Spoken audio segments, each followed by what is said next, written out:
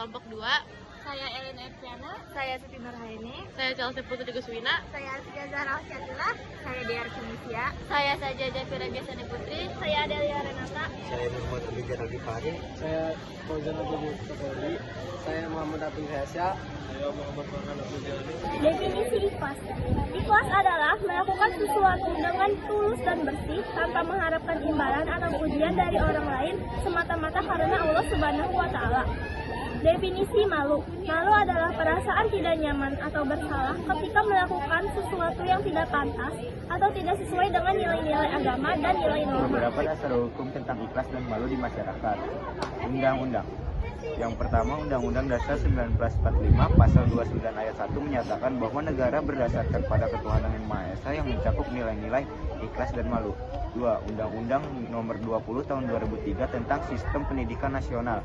Pasal 3 Ayat 1 menyatakan bahwa pendidikan nasional berdasarkan pada nilai-nilai agama, Pancasila dan budaya bangsa yang mencakup nilai-nilai ikhlas dan malu. Peraturan pemerintah.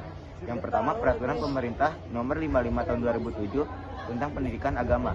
Pasal 3 Ayat 1 menyatakan bahwa pendidikan agama bertujuan untuk meningkatkan kesadaran dan keimanan kepada Tuhan Yang Maha Esa yang mencakup nilai-nilai ikhlas dan malu. Peraturan Pemerintah Nomor 19 Tahun 2017 tentang perubahan atas Peraturan Pemerintah Nomor 55 Tahun 2007 tentang pendidikan agama.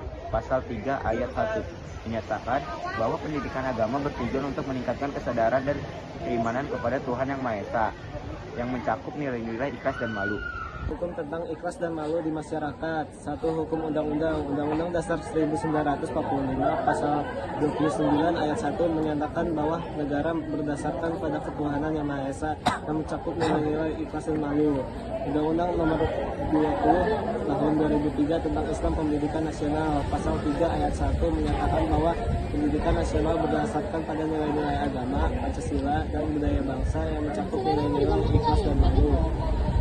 2. Peraturan Pemerintah Nomor 55 Tahun 2007 tentang Pendidikan Agama. Pasal 3 Ayat 1 menyatakan bahwa pendidikan agama yang bertujuan untuk meningkatkan kesadaran dan keimanan Tuhan Yang Maha Esa yang mencakup nilai-nilai ikhlas dan malu. Peraturan Pemerintah Nomor 19 Tahun 2017 tentang perubahan atas Peraturan Pemerintah Pasal 3 Ayat 1 menyatakan bahwa pendidikan agama bertujuan untuk meningkatkan kesadaran dan keimanan kepada Tuhan Yang Maha Esa yang mencakup nilai-nilai ikhlas dan malu. 3. Komplikasi hukum Islam.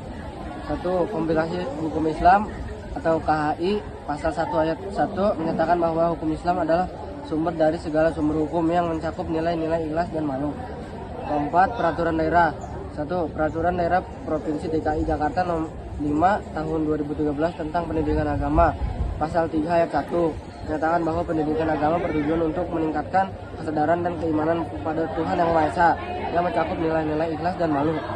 5. Prinsip-prinsip hukum. 1. Prinsip keadilan.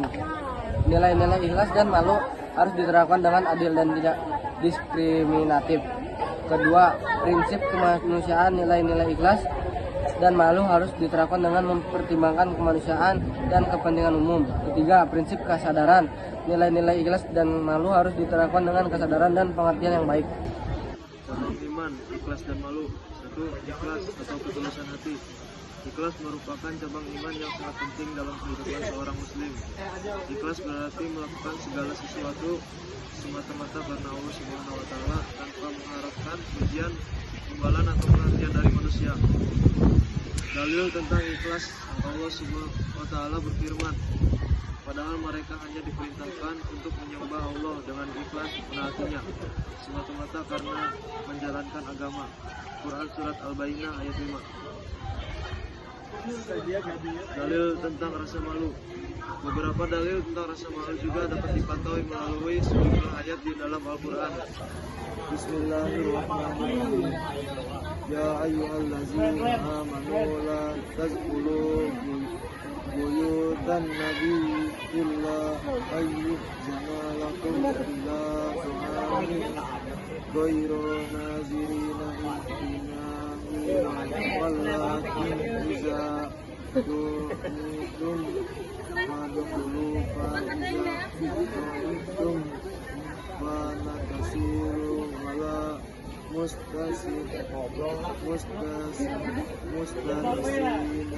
lihadis Inna zalikum kana yu'zir nabi Fayastahi minkum Wallahu la yahdi minal Artinya, wahai orang-orang beriman, janganlah kalian masuk ke dalam rumah-rumah Nabi kecuali jika kalian sudah diizinkan untuk datang menikmati jamuan dengan tidak menunggu-nunggu waktu masakannya. Tetapi jika kalian sudah dipanggil untuk datang, maka hadirlah. Dan jika kalian sudah nikmati makanannya, pergilah dan jangan malah berbanyak pembicaraan yang tidak perlu. Sesungguhnya yang demikian itu menyakiti Nabi SAW. Namun kemudian beliau malu terhadap kalian, dan Allah tidak malu menerangkan kebenaran. Berikut beberapa contoh kontekstual di sekolah tentang ikhlas dan malu. Yang pertama, ikhlas membantu teman yang kesulitan dalam mengerjakan tugas atau proyek. Berbagi materi atau catatan dengan teman yang membutuhkan. Yang ketiga, menerima kritikan atau saran dari guru atau teman dengan lapang dada.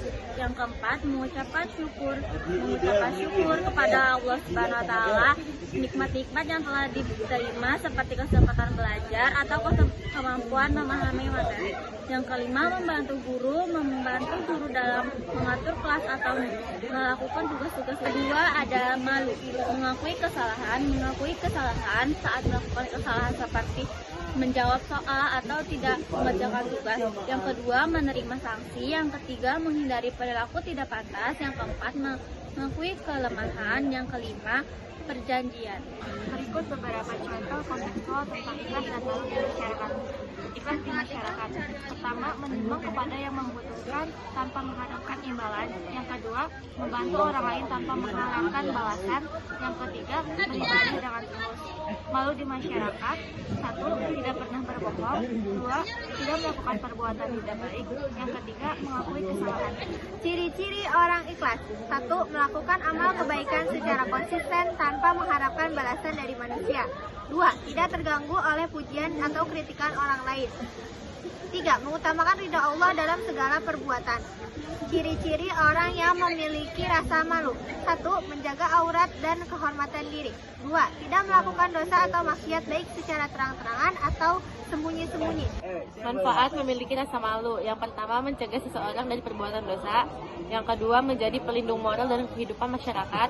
Yang ketiga, mendekatkan diri kepada Allah Subhanahu wa taala dengan menjaga kesucian hati dan perilaku. Manfaat ikhlas. 1. Mendapatkan pahala. Amal baik yang dilakukan dengan ikhlas akan mendapatkan pahala yang besar dari Allah Subhanahu wa taala. 2. Dijauhkan dari neraka. Orang yang ikhlas akan dijauhkan dari neraka. 3. Terhindar dari godaan setan. Orang yang ikhlas akan selamat dari godaan setan.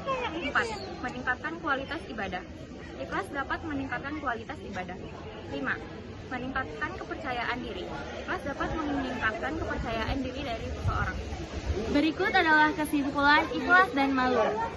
Ikhlas dan malu adalah dua cabang iman yang saling berkaitan dan harus diamalkan oleh setiap muslim. Ikhlas mendorong seseorang untuk berbuat baik semata-mata karena Allah. Sementara rasa malu menjaga seseorang dari perbuatan buruk. Dengan mengamalkan kedua sifat ini, seorang muslim dapat mencapai ridha Allah Subhanahu wa taala dan menjaga hubungan baik dengan sesama manusia.